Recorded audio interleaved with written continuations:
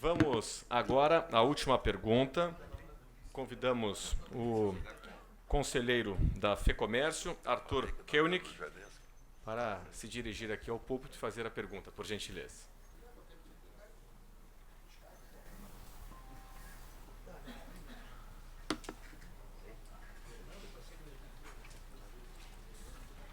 Senhores candidatos, eu represento no conselho dessa federação o setor responsável por fazer com que os candidatos possam enxergar um futuro melhor para o nosso estado, que é o setor do comércio de produtos óticos. O Vinhati ainda não usa óculos, mas é só uma questão de tempo. É só uma questão de tempo. Só acabar a campanha. Então, pensando num futuro melhor, vai uma pergunta na área de inovação. O Brasil apresenta historicamente um quadro de baixo volume de investimento em pesquisas e desenvolvimento. As condições de inovação ainda se encontram distantes de países desenvolvidos como Estados Unidos, Japão e Coreia do Sul. Nos últimos anos, temos observado vários impulsos na direção de aumentar esses investimentos, tanto no âmbito federal como no estadual. É inegável o benefício dos polos tecnológicos trazidos pelas empresas iniciantes e startups, como as de TI e inovação. A ampliação das incubadoras e parques tecnológicos existentes aumentou-se a interface entre as universidades e os centros tecnológicos. E é um caminho necessário para ampliar esses empreendimentos e, por consequência, um incremento na oferta de produtos com alto valor agregado no Estado. Esse fato reflete diretamente no setor de comércio e serviços, tendo em vista que o consumidor final passou a ser mais exigente com os produtos e serviços, bem como com assistência técnica, principalmente com a nova fronteira de mercado que é o comércio eletrônico. Este avanço tecnológico, embora inegável, ainda tem esbarrado na burocracia e na alta complexidade dos processos de registros de inovações. Como governador, o que o senhor propõe como medida para estimular a ampliação dos investimentos em inovação tecnológica no nosso Estado? Então, Arthur, primeiro é o seguinte, eu quero dizer que eu estou enxergando, meu pai e minha mãe usam óculos, não é? Então, como eu estou com 47, eu já estou enxergando com dificuldade. Eu era para usar óculos já, não é? Mas depois da campanha eu vou voltar para o meu oftalmologista, vou ter que voltar, não tem jeito, não é? Já estou na... primeiro é o seguinte, nós temos experiências extraordinárias. A grande Florianópolis, na inovação tecnológica, avançou de forma fantástica. Hoje já é a segunda oportunidade de renda, de agregação de renda e de arrecadação para Florianópolis, a inovação tecnológica. Daqui nós somos um estado nesse sentido de conquistas maravilhosas. Imagina, a urna eletrônica é daqui, não é? Coisas igual a essas, né? A área de telefonia, né, o que representa dígito para o Brasil e para o mundo, é outro negócio extraordinário. Então, a gente não precisa inventar roda nesse processo. Nós temos conhecimento, não é, nesse processo. Acho que os polos tecnológicos implementados junto com as universidades comunitárias têm que dar continuidade. Daria continuidade com muito ênfase a isso, porque eu acho que as questões que estão dando certo, né, elas têm que dar continuidade, daria continuidade com muito ênfase a essa questão, mas faria um processo de modernização na educação, como eu falei antes. Porque a modernização na educação e o uso da tecnologia na educação, ela é fundamental. Quando eu falo escola está ultrapassada, se eu for lá, eu nasci no interior de Cunhaporã, Eduardo Moreira, me criei em Palmitos, que o meu nono veio de Bento para Palmitos, foi plantar 5 hectares de pareira, achando que era Bento na época, fazer vinho, né? Vinhate dele vinho. Então, mas se eu for lá para a escola, no interior de Cunhaporã, for lá para Palmitos, depois onde continuei, depois o pai voltou a Palmitos, a escola está pior do que 30 anos atrás. Isso de forma geral, no ponto de vista dos investimentos tecnológicos. Quando eu falo aqui, a garotada hoje está no tablet e no smartphone. Por que hoje 43% não estão no ensino médio e 48% desistem daqueles que estão? Porque a escola está ultrapassada para essa garotada. Nós temos que preparar o estudante, isso é uma crítica construtiva, certo? A escola está ultrapassada para isso, certo? Nós não temos que mais dar o livro para o ensino médio, nós temos que dar o tablet, nós temos que dar o Wi-Fi na escola, a lousa digitalizada, ser interativa com a aula. Tem que capacitar o professor para isso, tem que envolver as nossas universidades comunitárias. Agora, com o novo marco regulatório, que eu fui autor desse novo marco regulatório como deputado na Câmara, né? Eu não tive mais lá para aprovar, fomos 20 deputados que assinamos, que foi regulamentado agora, o Estado pode conveniar com o sistema CAF, pode usar o DESC de forma positiva, as duas universidades federais, para fazer um novo processo de formação e de capacitação ao professor. A grade de formação do professor hoje no ensino, para quem é professor, usa de 20 a 40 horas só para a inovação tecnológica. Certo? Como é que o professor vai para a sala de aula? Nem sabe usar muitas vezes um computador, quem não usou, ou quem está mais tempo na sala de aula. Então, precisa fazer um novo processo de capacitação e formação já na grade, não é? Da inovação tecnológica. Usar ela na escola, com o princípio, tu vai criar novos seres humanos que comecem a usar, como uso hoje, o tablet e o smartphone para se comunicar. Uso também para tecnologia para estudar. Não tem que mais escrever, tem que digitalizar o que se escreve. É assim que funciona o processo. E isso não é caro, certo?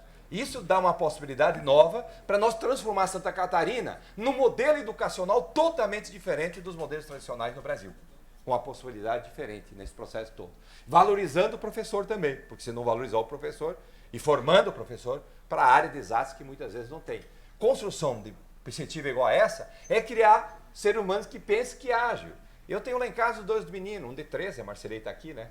O João Gabriel é um intelectual, é um pesquisador. O Romeu é um animador. Os dois vivem no computador. Eles não escrevem mais à mão, mas vai para a escola, tem que escrever na mão. Não é? Certo? Então, usar a tecnologia na escola para começar a pensar na inovação é a oportunidade de mudar também o conceito de desenvolvimento do Estado nessa área. Então, nós temos experiência extraordinária, vamos reforçar os polos, tem que criar incentivo para investimento em regiões diferentes, porque os polos têm que ter essa característica, polos. Se avançou em Florianópolis, avançou com conhecimento, avançou com gente com vontade de fazer, não é? Se avançou de ter uma VEG hoje, que é a estrutura da VEG que está ali, não é? É porque investiu no laboratório de mecânica da Universidade Federal junto para pensar motor, essa coisa toda, e investe até hoje, não é? Então nós temos que comungar universidade, conhecimento, investimento e desenvolvimento disso em regiões diferentes, porque isso agrega valor, não é? Então nós precisamos continuar isso, motivando o Estado para esse desenvolvimento, não é? E como eu gosto disso, né? Eu sou um ser humano que criei na roça, mas tecnológico, né? Eu adoro essa questão, eu acho que é uma coisa que nós precisamos investir com muita ênfase. Bom, Arthur, eu acho que também a sua pergunta é muito pertinente para uma oportunidade como esta. Nós temos dispositivo legal em Santa Catarina que determina um montante mínimo de investimento em pesquisa e inovação. Entretanto, nós sabemos que nem sempre este dispositivo legal é observado plenamente. É cumprido o que se tem orçamentário, mas não é necessariamente cumprido o que se tem de efetiva arrecadação em relação ao valor investido. Precisamos encontrar um mecanismo pelo qual estes volumes de recursos sejam efetivamente empregados mês a mês, ano a ano, sem qualquer defasagem. Por isso, o que a FAPESC faz, o que a EPAGRE faz em Santa Catarina, precisa ser valorizado, precisa ser enaltecido. A EPAGRE já teve uma grande contribuição com o desenvolvimento agrícola do nosso Estado. Ultimamente não tem mais a mesma expressão. E a pesquisa feita pela EPAGRE trouxe resultados econômicos inestimáveis e inéditos para Santa Catarina. Portanto, o que ela pode fazer ainda, e o que pode também fazer a mais a FAPESC, é muito importante. E eu tenho o compromisso de estimular e de valorizar a ação dessas empresas.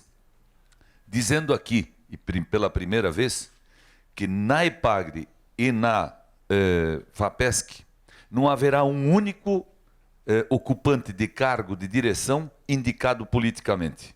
Nenhum. Apenas técnicos qualificados indicados pelos setores produtivo e universitário. Não há por que nomear encargos desta condição, nesta área, pela via política. Porque o governador, o governo como um todo, não pode querer buscar resultado político em função da atividade da pesquisa, da inovação, da tecnologia.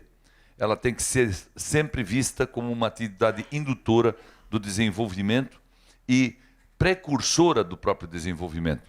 Por isso, nós vamos incentivar e estimular muito, além da função e do trabalho dessas duas entidades públicas, também os centros de inovação tecnológica, que já estão hoje sendo construídos em Santa Catarina. Uma ação do atual governo, que é louvável e que foi conduzida pelo secretário Paulinho Bornhausen, que é o meu candidato a senador na minha coligação e que, sem dúvida nenhuma, prestou um grande serviço a Santa Catarina, se dedicando a esta causa e a este projeto. Da mesma forma, é preciso mencionar que nós precisamos e devemos valorizar a iniciativa privada quando ela faz esse tipo de ação na promoção da pesquisa, na promoção do investimento em tecnologia e inovação.